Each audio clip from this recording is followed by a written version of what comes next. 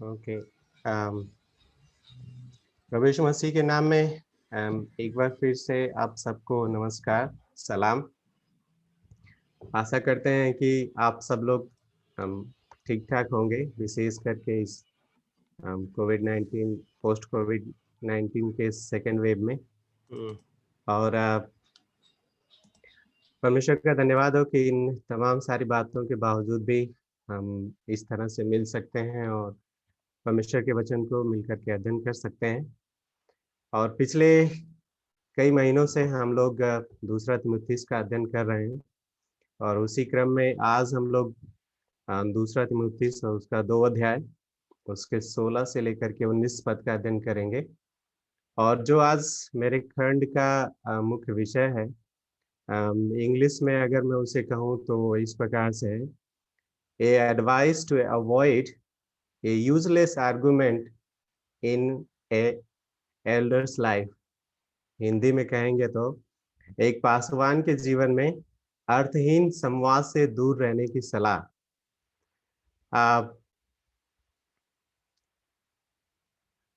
What is useless argument? एक अर्थहीन संवाद क्या है, या फिर इससे क्या-क्या खतरे हैं? What are the dangerous of it, and then how we can avoid it? All these question will be dealing in um, these verses is from 16 to 19. But before that, I also would like to read once again in Hindi, and then we'll begin. Hindi में इस प्रकार से लिखा है। मैं विशेषकर 14 पद से लेकर के 19 पद पढ़ रहा हूँ। उन्हें इन बातों का स्मरण दिला और परमेश्वर के सामने उनको चेतावनी दे कि शब्दों के बारे में तर्क वितर्क ना किया करें, और जो व्यर्थ है और सुनने वालों के लिए विनाश का कारण है। अपने आप को परमेश्वर के ग्रहण योग्य ऐसा कार्य करने वाला प्रमाणित कर, जिसे लज्जित होना ना पड़े, और जो सत्य वचन को ठीक ठीक काम में लाए। पर संसारिक और व्यर्थ बकवाद से दूर रहे, क्योंकि इससे लोग अभक्ति में और भी बढ़ते जाएंगे और उनकी बातें सड़े घाव की तरफ फैलेंगी। हिमेनेस और फिलेतुस उन्हीं में से हैं। वे यह कहकर कि पुनरुत्थान पहले ही हो चुका है, सत्य से भटक गए हैं और कुछ लोगों के विश्वास को उलट पुलट कर देते हैं। फिर भी परमेश्वर की नींव अटल रहती है, जिस पर यह छाप लगी है कि परमेश्वर अपने लोगों को पहचानता है, और हर एक जो प्रभु का नाम लेता है वह दुष्टता से बचा रहे। परमेश्वर इस वचन के पढ़े जाने पे आशीष दे। इससे पहले कि इस खंड को हम लोग अध्ययन करें, मैं थोड़ा सा बैकग्राउंड आपके सामने बताना चाहूँगा। पौलुस इस पत्री को लगभग 63 एडी में उसके दूसरी बार रोम के प्रिजनमेंट में लिखा है, और ये उसके it was the last day of his life, and apart from Luke, no one was with him. That's what he said. 4:11 we can see that. And then जब वो अपने अपने जीवन के इस अंतिम समय को का वेट कर रहा है, एक तरह से मृत्यु की प्रतीक्षा कर रहा है, उस दौरान में उसने इस सेकंड तिमुथी को लिखा, और विशेष करके वो तिमुथी को प्रोत्साहित करने के लिए, ताकि वो जो उसकी जिम्मेदारियां हैं उसमें वो विश्वास योग्यता से बना रहे, और विशेष करके जो खरी शिक्षा है, और साथ ही साथ जो गलतियां हैं उनको वो ना दोहराए। और अगर एक अध्याय उसके 13 और 14, एक अध्याय उसके 6 पद में हम देखते हैं तो किस प्रकार से वो उसको प्रोत्साहित करता है। एक अध्याय 13 से लेकर के 14 पद में हम पाते हैं वो उसको इस बात पे जोर देता है कि साउंड डॉक्ट्रिन में किस रीति से उसे बना रहे। और दो अध्याय में हम पाते हैं कि जो गलतियां हैं उसको किस रीति से अवॉइड द एरर्स, और सताव को किस प्रकार से वो सुसमाचार के लिए उसको स्वीकार करें। 2 अध्याय 3 और 4 पद में, और continue the scripture and preaching ministry. और स्पेशली जब हम लोग 2 अध्याय में आते हैं, तो 2 अध्याय में हम पाते हैं कि वो लगभग 8 ऐसे उदाहरण देता है। पहला वो स्वयं अपना उदाहरण देता है, 2 अध्याय के 1 पद में हम पाते हैं, और फिर इसके बाद 2 अध्याय के 3 और 4 पद में वो एक खिलाड़ी का, एक सोल्जर्स का उदाहरण देता है, और फिर इसके बाद वो एक खिलाड़ी का उदाहरण देता है। 6 देखते हैं, अब एक परिश्रमी किसान का उदाहरण देता है, और 8 से 13 पद में यीशु मसीह का वो उदाहरण देता है, और 14 से लेकर के 19 पद में वो बात करता है एक भले वर्कर की, एक अच्छे कार्य करने वाले की। और इसी में हम इस खंड को पाते हैं जो हम देखने जा रहे हैं। इस 14 से लेकर के 19 पद को हम लोग 3 भागों में देखने की कोशिश करेंगे, और जो आउटलाइन है वो बहुत ही सिंपल है, और तीनों एक 3 क्वेश्चनों को डील करती हैं। पहला है कि what to avoid, verse 16, and then 17 and 18 will be looking why to avoid, and then 19 how to avoid. So there is a warning, and there are several reasons, and there are method to deal this. Let's see one by one. Number 1, verse 16. What to avoid? A warning to avoid the useless argument. Verse 16. Hindi में इस प्रकार से लिखा है, पर संसारिक और व्यर्थ बकवास से दूर रहे, क्योंकि इससे लोग अभक्ति में और भी बढ़ते जाएंगे। अब इंग्लिश में इस प्रकार से लिखा है, विशेष करके केजेवी में लिखा है कि profane a vain babbling. ESV में लिखा है कि avoid irreverent babbling, for it lead people more and more in ungodliness. NASB में इस प्रकार से लिखा है कि avoid worldly and empty chatter. कुछ और बाइबल में मैं देख रहा था, उसमें लिखा है कि अवॉइड ए वैन प्रोफेन, और profane talk, it will lead more ungodliness. So अलग अलग शब्द इस्तेमाल किए गए हैं अलग अलग बाइबल में, बट जब मैं इस 2 शब्दों को विशेष करके ध्यान दे रहा था, तो एक तरह था avoid worldly and empty chatter, और अवॉइड इनवेरेंट बबलिंग। जो यहाँ पे पहला शब्द इस्तेमाल किया गया है, एक्चुअली मेन भाषा में वो है बेबीलोस है, जो कि एक एडजेक्टिव है, और जिसका मतलब है कि एक तरह से विकेट और अनहॉलिड, कॉमन, पब्लिक और ungodly. These are the actually meaning of ये profound or avoid a worldly talk।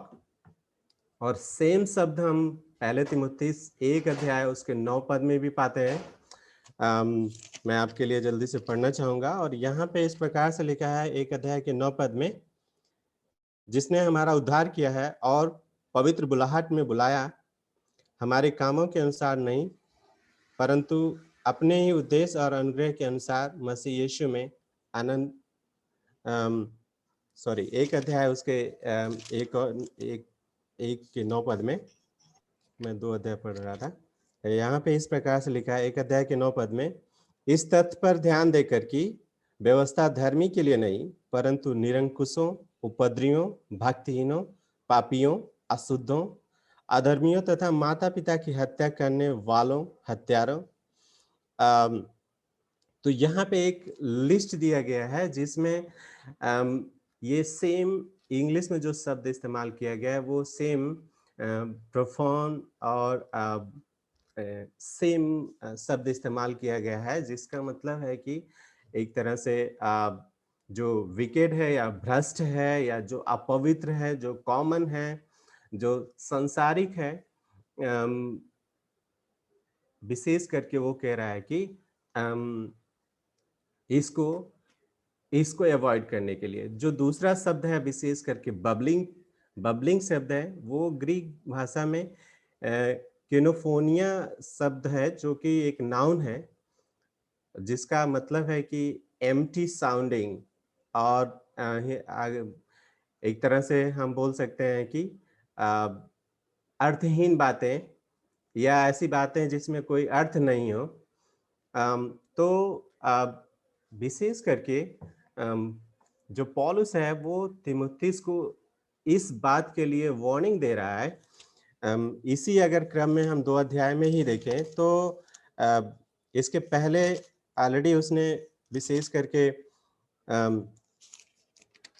15 पद में वो कहता है कि अपने आप को परमेश्वर को ग्रहण करने वाला ऐसा कार्य करने वाला ठहराने का प्रयत्न कर जिससे लज्जित ना होना पड़े और जो सत्य के वचन को ठीक-ठीक काम में लाए। तो अ, विशेष करके जैसा उसने जैसा उसने पहले भी बोला है कि किस रीति से जो अ, जो झूठे शिक्षक हैं और जो उनकी शिक्षाएँ हैं, किस रीति से विशेषकर तीमुथियुस को उससे दूर रहना है। और जिसका वर्णन वो पहला तीमुथियुस 6 अध्याय के 20 पद में भी कहता है, और जहाँ पे वो सेम शब्द को इस प्रकार से कहता है कि जिस ज्ञान को ज्ञान कहना भूल है, उसके अशुद्ध बकवास या विरोधी बातों से दूर रहे। दूसरा तीमुथियुस 2 अध्याय के 16 पद में वो कहता है कि संसारिक और व्यर्थ बातों से दूर रहे। So, what is worldly and empty talk, or what is this? What he need to avoid is a worldly and empty talk. Uh, why?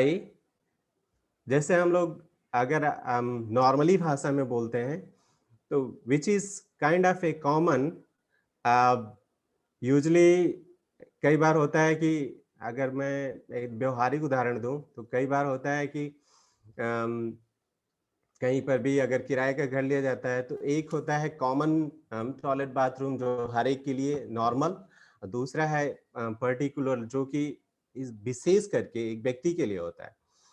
तो जब ये यहाँ पे बोल रहा है कि जो avoid worldly and empty talk और इनवेरेंट बबलिंग, ऐसे शब्दों को, ऐसे ऐसे वार्तालाप को, अ, ऐसे बकवास को तू दूर रह, जिनका जिनका कोई अर्थ नहीं है, जिसमें जो कि भ्रष्ट हैं और जिसका परिणाम केवल अनगॉडलीनेस को बढ़ावा देना है। अ, कई बार बहुत सारी इस तरह की कहानियाँ पाई जाती हैं। मैं एक बार एक एक चर्च में गया था और वहाँ पे बच्चे एक नाटक कर रहे थे, और नाटक में उन्होंने ये दिखाया कि 2 हस्बैंड वाइफ हैं और वो एक बात के लेकर के झगड़ा कर रहे हैं। वो आप बोल रहे हैं कि हम एक भैंस खरीदेंगे, और फिर हस्बैंड बोलता है कि नहीं, अगर अगर वो फिर हम लोग हमारे घर में दूध हो जाएगा, फिर हम दही भी खाएँगे, घी भी निकालेंगे, और फिर वाइफ़ बोलती है कि हम थोड़ा-सा घी अपने मम्मी-पापा के घर भेज देंगे, और फिर इसके बाद अ, दोनों में लड़ाई हो जाती है। और लड़ाई इतना तेज़ हो जाती है कि पड़ोसी आता है और बाद में उसको पता चलता है कि अरे ये तो भैंस को लेकर के झगड़ा हो रही है और भैंस घर में है ही नहीं। अ, सो ऐसी ऐसी बातें जिनका जिनका कोई भी अर्थ नहीं है, जो व्यर्थ की बकवास है या जो अर्थहीन बातें हैं, पौलुस जो है वो तीमुथियुस को इस बात के लिए बोल रहा है कि जो झूठे शिक्षक हैं, उनके बीच में विशेष करके व्यर्थहीन बकवासों से तू दूर रहे, और व्यर्थ की बहस या बकवास करने से इससे किसी का उद्धार होने वाला नहीं है, बल्कि इससे और भी अधिक दुष्टता बढ़ेगी।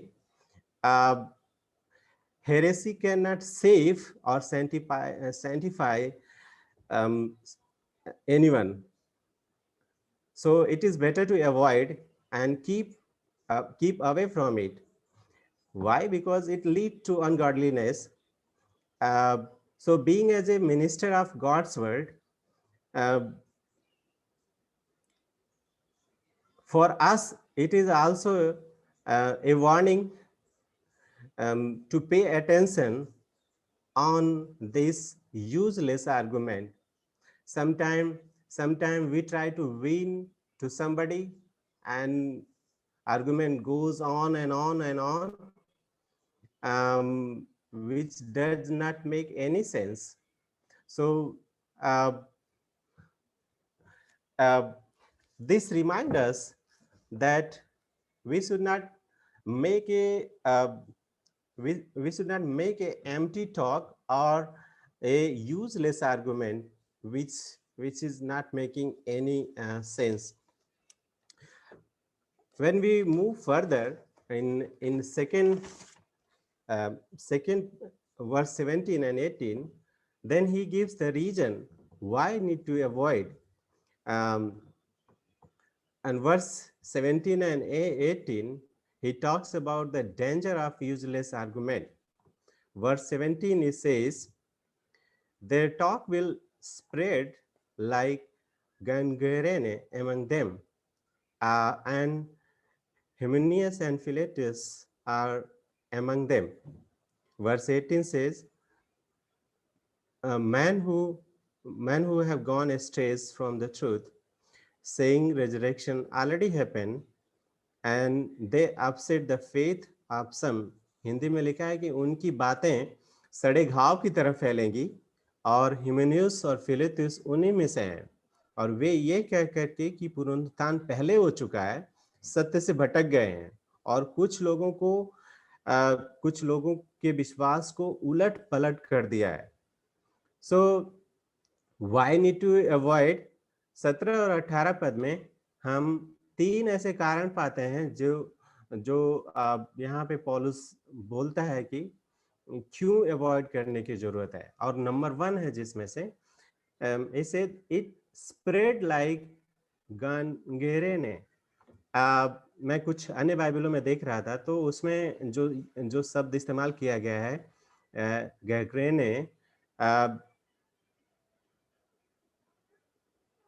meaning is a disease by which any part of the body suffering from inflammation and become so corrupt which can grow speedily. and मैं कुछ अन्य बाइबलों में देख रहा था, तो उसमें ये शब्द ट्रांसलेट किया गया था as a cancer.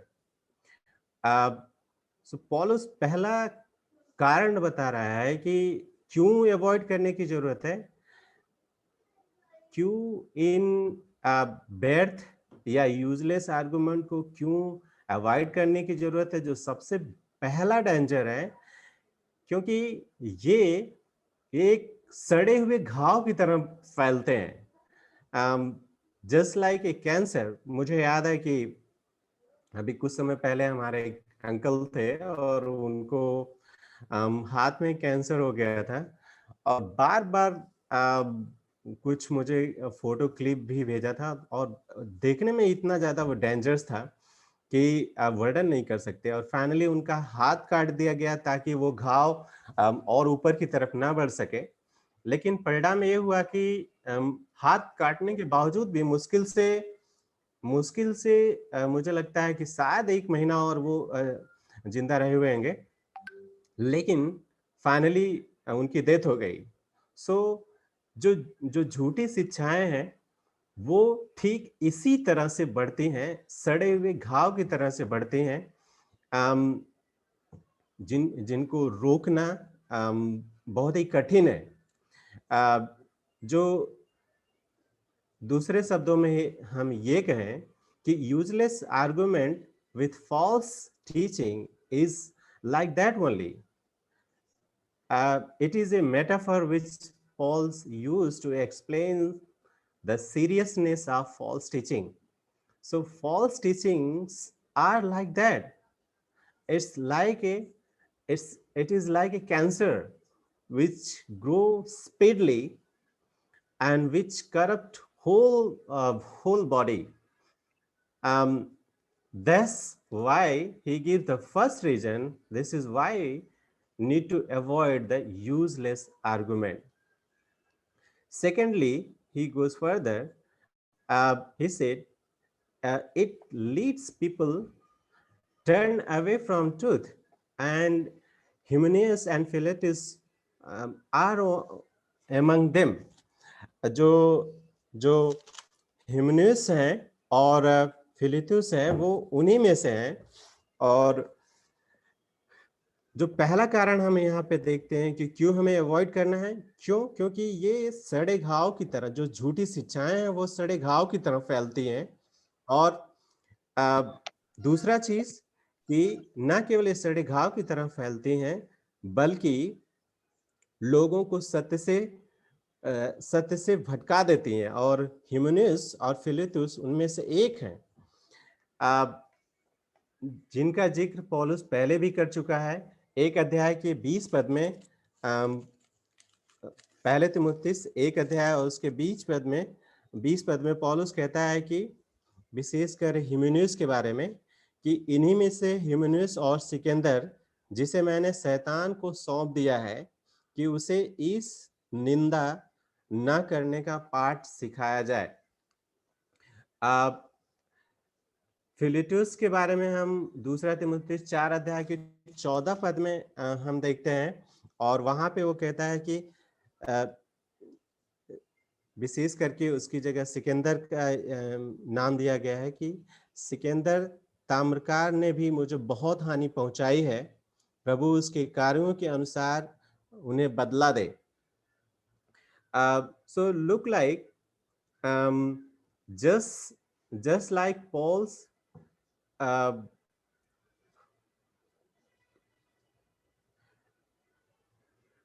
look like Paul removed this person, Hymenaeus and Philetus, from the church, and they are no more the part of the church. They are no more God's blessing, but they are under the hand of Satan.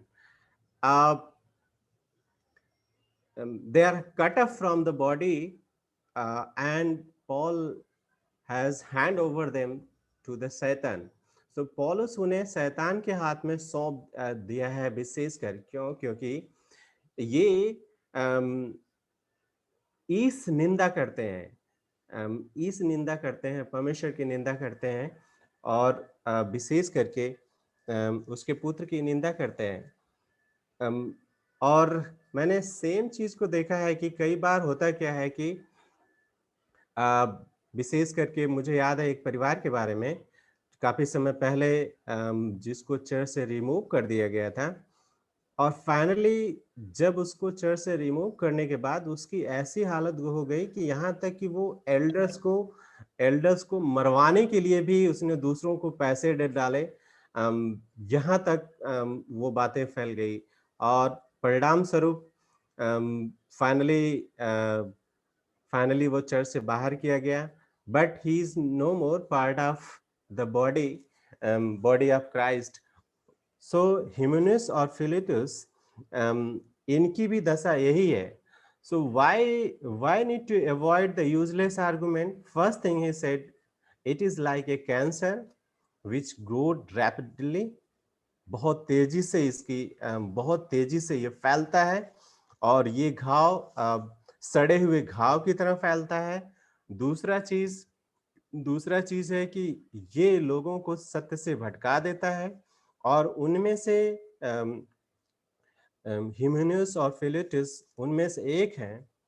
और क्यों पौलुस ने इन्हें church से बाहर कर दिया और उन्हें शैतान के हाथ में सौंप दिया? आगे वो कारण बताता है, कहता है क्योंकि 18 पद में वे ये कह करके पुनरुत्थान पहले ही हो चुका है, सत्य से भटक गए हैं और कुछ लोगों को के विश्वास को उलट-पुलट कर देते हैं। तो जो दूसरा कारण हम देखते हैं कि why we need to avoid this useless argument, because it leads people away from the truth. Or what is the truth? How they have turned away from the truth? और वो ये ट्रूथ है कि they said, they are saying the resurrection already has happened, already has taken place. ऐसे लगता है कि जिस तरह से पहला कुरिन्थियों उसके 15 अध्याय में पौलुस जो डील करता है वहां पे जो समस्या है रेजरेक्शन के बारे में, सेम चीज यहाँ पर भी पौलुस उसी उसी चीज को डील कर रहा है ह्यूमनिस्ट और फिलिटिस को लेकर के। क्योंकि वो जो they deny the reality of believers bodily resurrection. So ऐसे लगता है कि वो जो आत्मिक पुनरुत्थान था, उसको मान रहे थे, लेकिन जो शारीरिक पुनरुत्थान था, जो देह में जीवित होना था, उस चीज को वो अवॉइड कर रहे थे। And this is kind of A heretical, जो कि पूरी रीति से एक हेरिटिकल था और जिसके कारण से बहुत सारे लोग विश्वास से भटक रहे थे। तो आ, ऐसा लगता है कि वे केवल मसीह के साथ आत्मिक रूप रीति से जी उठने के को मानते थे, ना कि शारीरिक रीति से। और परिणाम स्वरूप परिणाम स्वरूप बहुत सारे लोग जो हैं वो विश्वास से भटक गए। और अगर हम फर्स्ट कुरिन्थियंस चैप्टर 15 को देखते हैं तो किस रीति से पौलुस वहां पे एक के बाद एक उदाहरण देता है इस बात को प्रूव करने के लिए कि जो रिजरेक्शन है वो वास्तविक है। और उसमें कई सारे प्रमाणों का वो जिक्र करता है। विशेष करके अगर आप देखेंगे पहला कुरिन्थियों 15 अध्याय में 5 पद में वो कहता है, 3 पद में वो कहता है कि मैंने ये बात जो मुझ तक पहुंची थी उसे मुख्य जानकर तुम तक भी पहुंचा दी है कि पवित्र शास्त्र के अनुसार मसीह हमारे पापों के लिए मारा, गाड़ा गया और पवित्र शास्त्र के अनुसार तीसरे दिन जी उठा। तब वो कैफा को, फिर 12 को दिखाई दिया। इसके पश्चात 500 से अधिक भाइयों को एक साथ दिखाई दिया, जिनमें से अधिकांश अब तक जीवित हैं, कुछ सो गए। तब याकूब को दिखाई दिया और फिर सब प्रेरितों को और सबसे अंत में मुझे भी दिखाई दिया, मानो मैं अधूरे समय का जन्मा हूं और प्रेरितों में सबसे छोटा और प्रेरित कहलाने के योग भी नहीं हूं। तो यहाँ पर भी देखें तो पौलुस जो पुनरुत्थान है, जो रेजरेक्शन है, उसको उसकी सत्यता को प्रमाणित करता है कि सबसे पहले वो कैफा को दिखाई दिया, फिर 12 लोगों को दिखाई दिया, उसके बाद 500 से अधिक भाइयों को दिखाई दिया, फिर वो याकूब को दिखाई दिया और कहता है कि सबसे अंत में वो मुझे भी दिखाई दिया। तो that can not be deny. उस पुनरुत्थान को हम डिनाई उसको नजरअंदाज नहीं कर सकते हैं। और यहाँ पे जो हिमेनियस और फिलेटस थे वो उस सत्य को नकार रहे थे और परिणाम स्वरूप स्वयं विश्वास से भटक गए और यहाँ तक कि बहुतों के विश्वास को उलट पुलट कर दे रहे थे। सो तीसरा जो हम कारण, तो पहला कारण हम देखते हैं कि ये एक तरह से सड़े हुए घाव की तरह से फैलता है। दूसरा हम कारण देखते हैं कि ये लोगों को सत्य से भटका देता है और वो सत्य जो हमारे विश्वास के आधार है, अर्थात वो सत्य जो सुसमाचार का आधार है। और तीसरा चीज हम देखते हैं कि यहाँ तक कि लोग विश्वास से भटक जाते हैं। तो एक तरफ बहुत तेजी से फैलता है जो झूठी शिक्षाएं हैं, दूसरी तरफ सत्य से भटका देती हैं, और तीसरी तरफ यहाँ तक कि लोग विश्वास से ही भटक जाते हैं। यहाँ पे जब यहाँ पे जो तीसरा कारण हम देखते हैं कि it upset the people's faith.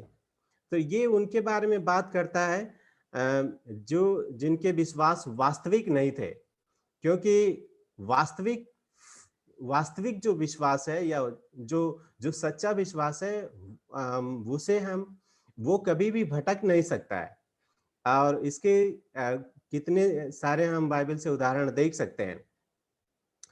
मत्ती उसके 24 अध्याय के 24 पद में लिखा है, क्योंकि जो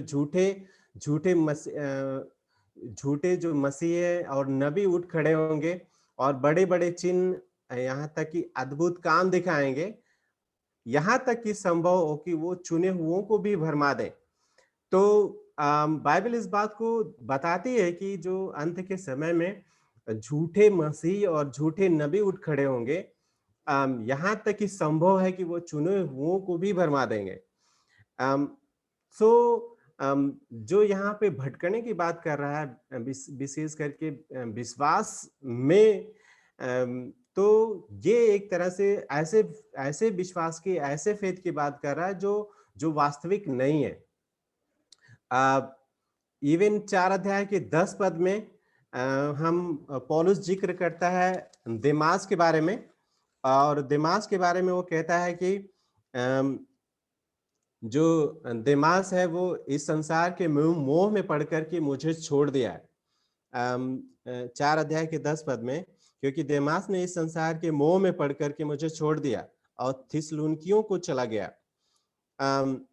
सो पॉसिबिलिटी है कि जो जो वास्तविक फेथ नहीं है वो भटक जाए, वो संसारिक मोह में पड़ करके भटक जाए। और हम देख सकते हैं कि अनगिनत ऐसे उदाहरण, हमको लगता है कि हम में से हर एक जन इसको फेस किया होगा। मुझे याद है कि काफी समय पहले सेवेंथ डे एडवेंटिस्ट का एक पास्टर मुझसे मिलने के लिए आया था, और हालांकि मैं उसके साथ बहुत ज्यादा आर्गुमेंट करना नहीं चाह रहा था, लेकिन फाइनली जब मुझे पता चला कि वो व्यक्ति पहले किसी और चर्च के साथ में सेवा कर रहा था, लेकिन बाद में जब उसको और ज्यादा इन लोगों ने लुभाया और अच्छी सैलरी देने लगे, वो व्यक्ति वहां से छोड़ करके यहोवा विटनेस ने ज्वाइन कर लिया। अभी आजकल एक नया ग्रुप इधर चल रहा है, मुझे नहीं मालूम शायद वहां पे है कि नहीं, सर्वशक्तिमान परमेश्वर। और ये ग्रुप ऐसा है जो कि इस बात पे जोर देता है कि सब कुछ अब जो है, पहले यहोवा का जमाना था, फिर यीशु मसीह का, लेकिन अब सर्वशक्तिमान है, और वो बहुत ही ज्यादा प्रकाशित वाक्य के ऊपर जोर देते हैं। सो ओवरऑल अगर हम इस 17 और 18 पद को देखें, तो जो दूसरा मुद्दा हम यहाँ पे देखते हैं कि जो डेंजरस ऑफ यूजलेस आर्गुमेंट है, उसका पहला चीज हम देखते हैं कि ये एक सड़े घाव की तरफ फैलता है। It is spread like a cancer. दूसरा है it leads people away from the truth, जो है लोगों को सत्य से भटका देता है। यहाँ तक कि तीसरा कारण हम देखते हैं कि लोगों का जो फेथ है उसको भी upset people's faith. So why we need to avoid? Because it's spread like a cancer. It leads people away from the truth. It's turned their faith. As a minister of God, um, this is for us as a lesson to let us not uh, let us be careful regarding this useless argument, and let us also keep in our mind the dangers of it, um, the dangers of this false teaching. जो अब last चीज हम 19 पद में देखते हैं। सो first thing हमने देखा कि व्हाट टू अवॉइड, एंड हमने देखा कि जो यूजलेस आर्गुमेंट है किस रीति से पॉलुस कहता है कि ये जो व्यर्थ बकवास है वो अनगॉडलीनेस को बढ़ावा देती है। और दूसरे में हमने देखा कि why we need to avoid, 3 कारण हमने देखा। और तीसरा चीज हम जो तीसरा और अंतिम चीज हम यहाँ पे देखते हैं वो ये है कि how to avoid the useless argument, कैसे हम इस यूजलेस आर्गुमेंट को अवॉइड कर सकते हैं। अब पौलुस यहाँ पे 19 पद में वो कहता है, हिंदी में लिखा है कि फिर भी परमेश्वर की पक्की नींव अटल रहती है, जिस पर यह छाप लगी है कि परमेश्वर अपने लोगों को पहचानता है और हर एक जो प्रभु का नाम लेता है वह दुष्टता से बचा रहेगा। इंग्लिश में लिखा है कि nevertheless the firm foundation of God stand firm, having this seal, the Lord knows those who are his, and everyone who names name of the Lord is obtained from the wickedness. So जो तीसरी और अंतिम बात हम देखते हैं कि how to avoid this useless argument, Paul's give three things to keep in our mind. 3 बातें हमें अपने दिमाग में ध्यान रखना है। नंबर 1, पहली चीज वो कहता है कि रिमेंबर्स गॉड्स फर्म फाउंडेशन, परमेश्वर की पक्की नींव जो अटल रहती है उसे याद रखना। प्रोबेबली जो है जब वो यहाँ पे बात कर रहा है फर्म फाउंडेशंस की, so he's probably talking about the elect member of the church। और वर्स 10 अगर हम देखें, 10 इसी का 10 पद हम देखें तो वहां पे वो इस बात के लिए इसका जिक्र मिलता है, इस कारण मैं चुने हुए लोगों के लिए सब कुछ सह लेता हूं कि वे उस उद्धार को जो मसीह यीशु में है और उसके साथ अनंत महिमा को प्राप्त करें।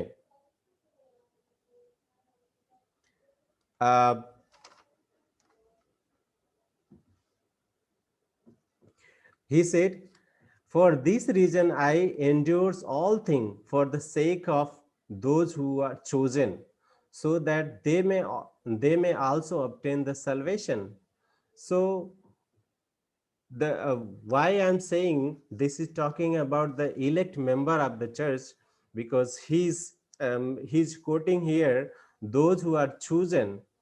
So even First Timothy 3:15, जब वो वहां पे भी पौलुस बात करता है विशेष करके,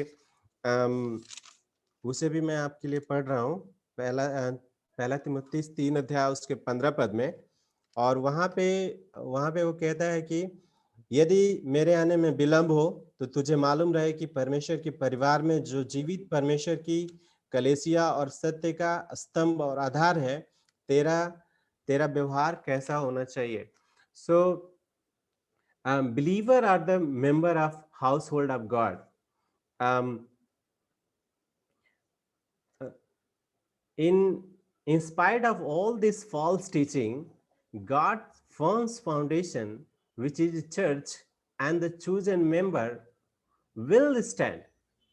So why they will the firm foundation in church and the member they will stand?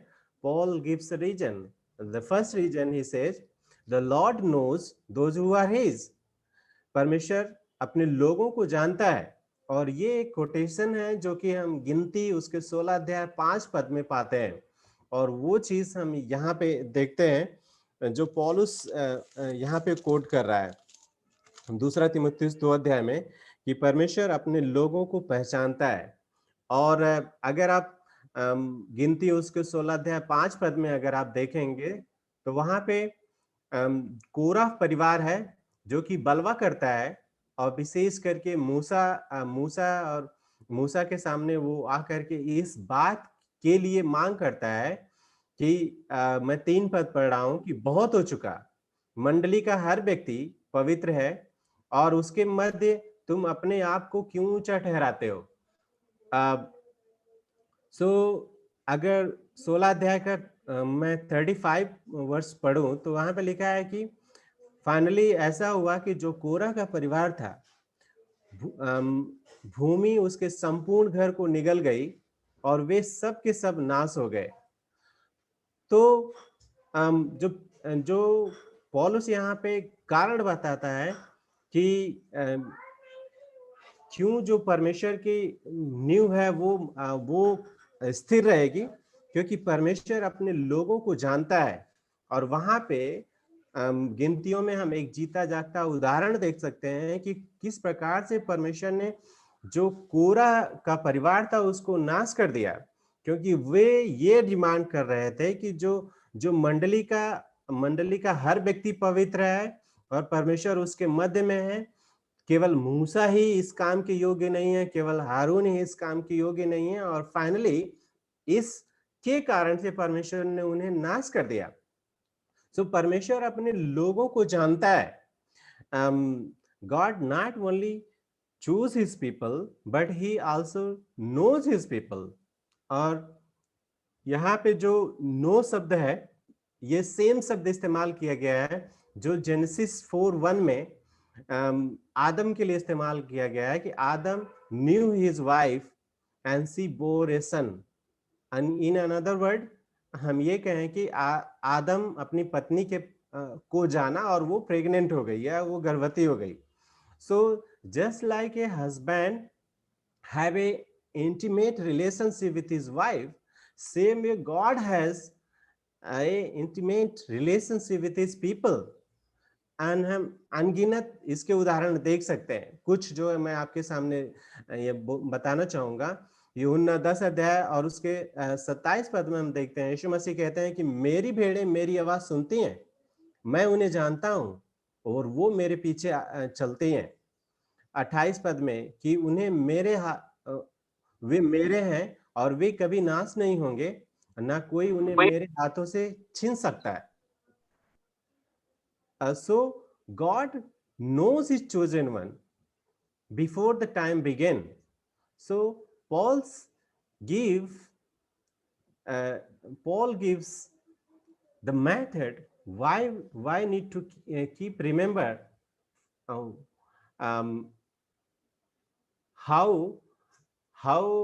to avoid this useless argument। first thing, keep in our mind that जो परमेश्वर की नींव है अर्थात जो कलेसिया है, जो चुने हुए लोग हैं, वो स्थिर रहेंगे। क्यों? पहली बात, क्योंकि परमेश्वर अपने लोगों को जानता है। परमेश्वर का जो उसके लोग हैं, जो चुने हुए लोग हैं, जो जो इलेक्ट हैं, उनको परमेश्वर जानता है और उनके साथ में एक इंटीमेट रिलेशनशिप है। कि यीशु मसीह कहते हैं कि मेरी भेड़ें मेरा आवाज सुनते हैं और यहां तक उनमें से एक भी नाश नहीं होंगे। So first thing, God knows his people. Second, he says those who names the name of the Lord will depart from the iniquity।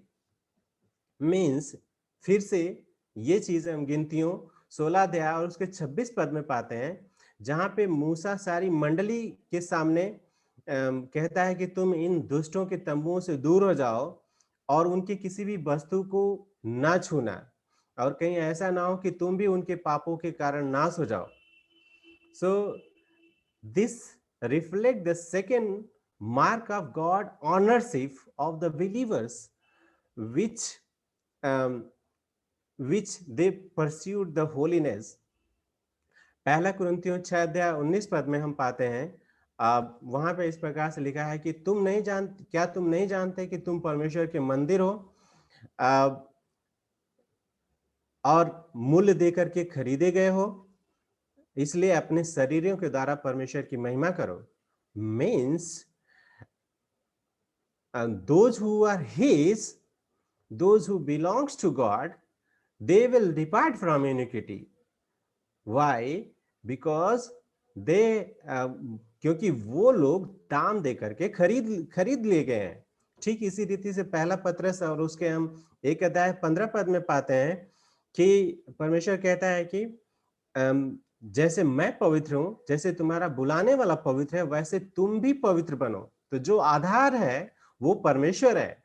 जो जो पवित्रता का आधार है वो परमेश्वर है, क्योंकि वो पवित्र है इसलिए तुम भी पवित्र बनो। So it is God, Lord knows his people. On the same time, it is God only who provide the strength or his grace to to grow, to pursue the holiness. So in summary, we can see these three things to keep in our mind to avoid the useless argument. How we can avoid this useless argument? Keeping first thing in our mind that God's firm foundations, which is church, which is the elect member of the church, they will stand firm. Why? Because number one, Lord knows those who are his. परमेश्वर जानता है कि उसके उसके कौन है. Second thing, those who names the names of the Lord, they will depart from iniquity. वे अशुद्धता से दूर रहेंगे, वे दुष्टता से दूर रहेंगे, विशेष करके वे भ्रष्टता से दूर रहेंगे. They will pursue holiness. So ऐसा नहीं है कि अगर हम किसी को आर्गुमेंट करते हैं और हम अपने से ट्राई करते हैं कि हम हर कीमत पे उसको जीत लेंगे. But instead of that, we have to keep in our mind that God's firm foundation will stand because God knows his people. A second thing, God will also protect his people. He will provide grace to grow in holiness, and this is how we can avoid this useless argument.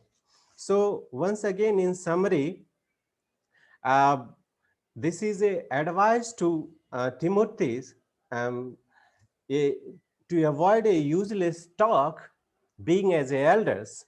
And we have seen first thing what to avoid, and we have seen this because this useless talk या ये जो व्यर्थ की बकवास है, जिसका मतलब ये है कि भ्रष्ट भ्रष्ट या फिर खाली खाली आवाज या empty talk, worldly talk, that is talking about which is a false teaching, जो कि एक झूठी शिक्षा है. और पौलुस 3 ऐसे रीजन बताता है कि क्यों हमें इसको अवॉइड करना है, क्योंकि ये एक सड़े हुए घाव की तरह फैलती है. दूसरा,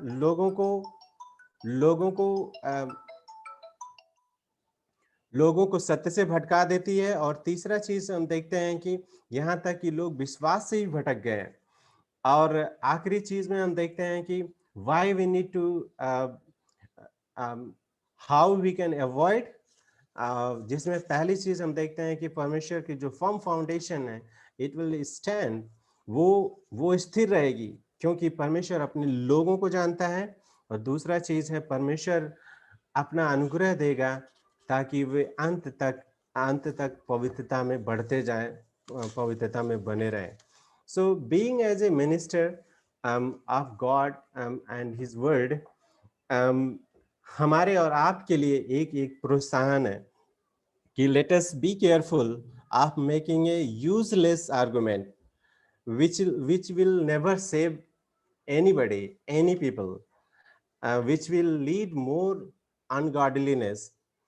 And this is a warning, this is a advice to Timothy as a young pastor, which is in Ephesus, and Paul is encouraging him that be careful with this useless argument. And being as a pastor, we have to also keep this thing in our mind that useless argument will not save anybody. You try to win somebody, you can make argument, maybe you are good in making argument, whatever, but this is what we need to keep in our mind, that making argument will not save people, but instead of as verse 19 says that God's firm foundation will stand because God knows his people, and those who names the name of the Lord, they will depart from iniquity. So may the Lord help us to keep in our mind, mm, to um, the firm foundation, to keep this truth that God knows his people, God knows his chosen one, God knows his elect, and he gives the grace um, to pursue in holiness, to grow more in holiness. So being as a minister, this is our duty. Um, yes, we have to preach, but on the same time, making a useless argument, just like Paul encouraging to Timothy to avoid, we have to also avoid, keeping in our mind that God firm foundation will stand. God knows He chosen one, and God will protect them till the ends. So may the Lord help us also to keep this truth in our mind. Thank you.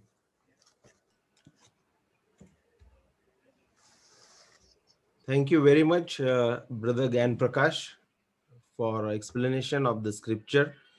प्रभु को धन्यवाद देते हैं हम कि प्रभु ने भाई ज्ञान प्रकाश इन्हें अनुग्रह प्रदान किया ताकि वो प्रचार कर सके, और इस वचन के द्वारा हम सभी प्रोत्साहित हुए हैं।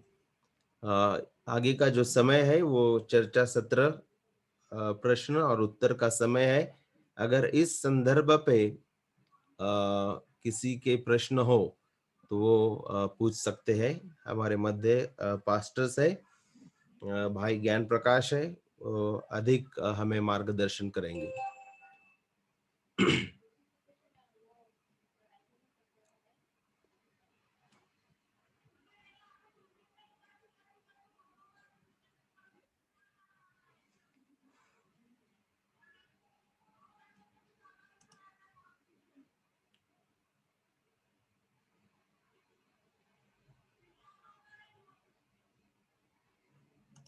तुमचे काही प्रश्न असतील तर तुम्ही या संदर्भावर विचारू शकता। बहुत ही सुंदर रीति से आपने हमें मार्गदर्शन किया है, इसलिए भाई ज्ञान प्रकाश धन्यवाद देते हैं आपके लिए। और जरूर पौलुस ने जो हमें मार्गदर्शन किया है उसकी तरफ ध्यान देना बहुत जरूरी है। वचन 16, अशुद्ध बकवाद, और मंडली के लिए बहुत ही बड़ी आशा वचन 19 में दी है, the hope for the church, कि परमेश्वर की बड़ी नेव बनी रहती है और उस पर यह छाप लगी है कि प्रभु अपनों को पहचानता है, और जो कोई प्रभु का नाम लेता है वह अधर्म से बचता है। प्रभु परमेश्वर हमें इस वचनों के द्वारा आशीषित करें। हम लोग ये सेशन समाप्त करते हैं, और हमारे मध्य भाई आकाश है, भाई आकाश गायकवाड़, अगर वो होंगे तो हम रिक्वेस्ट करेंगे उन्हें कि वो दुआ करके इस सेशन को समाप्त करेंगे। Yes, thank you pastor. प्रार्थना करूया. पवित्र प्रभू, आम्ही तुझे आभार मानतो की आजच्या या दुपारच्या वेळेस आम्हा सर्वांना या ठिकाणी एकत्र येण्याची संधी तू देऊ केलीस.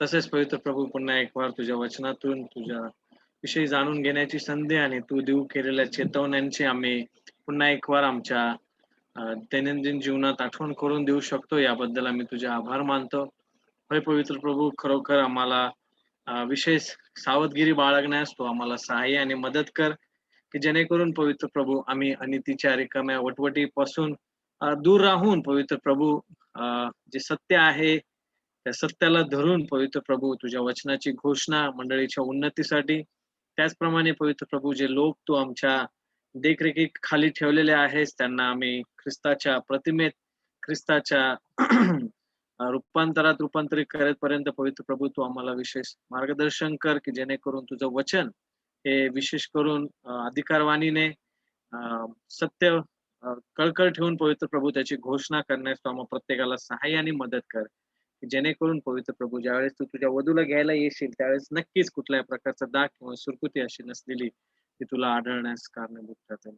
धन्यवाद देऊ करतो पवित्र प्रभू आम्ही तुझं ज्ञानसाठी ज्यांनी तुझ्या वचनातून आम्हाला यावेळेस मार्गदर्शन केलं.